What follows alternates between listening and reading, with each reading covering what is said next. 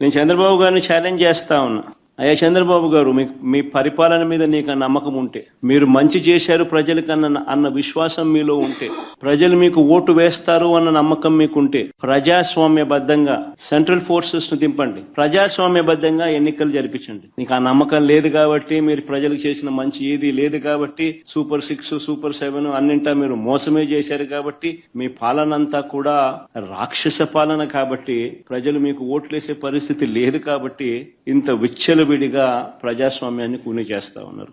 ఇలాంటి అడ్డగోలు రాజకీయాలు చేసే నాయకుడిని లీడర్ అనరు, మాబ్స్టర్ అంటారు, లేదా ఫ్రాడ్స్టర్ అంటారు. జగన్మోహన్ రెడ్డి గారు నిస్సిగ్గుగా 14 సంవత్సరాల పైన ముఖ్యమంత్రిగా చేసిన నారా చంద్రబాబు నాయుడు గారిని ఇష్టం వచ్చినట్టుగా దుర్భాషలు ఆడటం మేమందరం కూడా తీవ్రంగా ఖండిస్తున్నాం. ఇందాక ప్రెస్ మీట్లు పెట్టి మేము డెకాయిట్స్ అని మాట్లాడుతున్నారు. నారా చంద్రబాబు నాయుడు గారు ఒక డెకాయిట్ అని చెప్పి మాట్లాడుతూ ఉన్నారు. 31 క్రిమినల్ కేసులున్న మీరు ఈ రకంగా మాట్లాడటం అనేది ఎంతవరకు సబబు? మాట్లాడితే రాక్షస పాలన అని మాట్లాడుతూ ఉన్నారు. 60 ఏళ్లు దాటిన వృద్ధులకి 3,000 రూపాయలు ఇస్తానని నమ్మబలికి వాళ్ళని నువ్వు మోసం చేస్తే, చెప్పిన విధంగా నారా చంద్రబాబు నాయుడు గారు 4,000 రూపాయలు ఒక్కొక్కరికి ఇవ్వటం అనేది రాక్షస పాలన.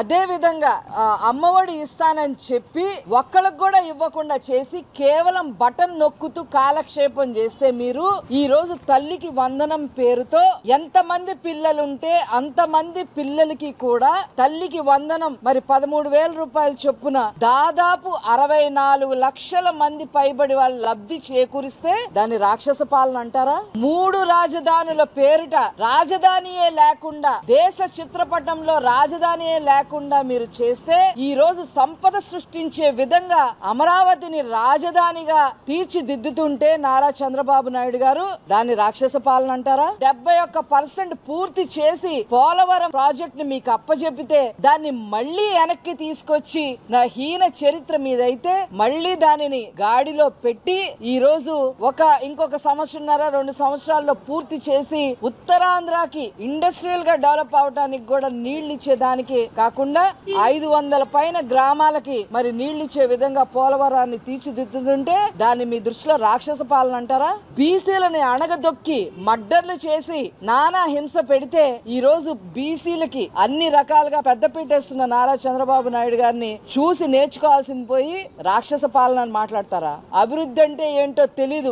ఓన్లీ మాఫియాలు, మనీ లాండరింగ్లు కేసులు ఉన్న మీకు, 90% క్రిమినల్స్ కి సీట్లు ఇచ్చిన మీకు నారా చంద్రబాబు నాయుడు గారి గురించి మాట్లాడే నైతిక అర్హత కూడా మీకు లేదు.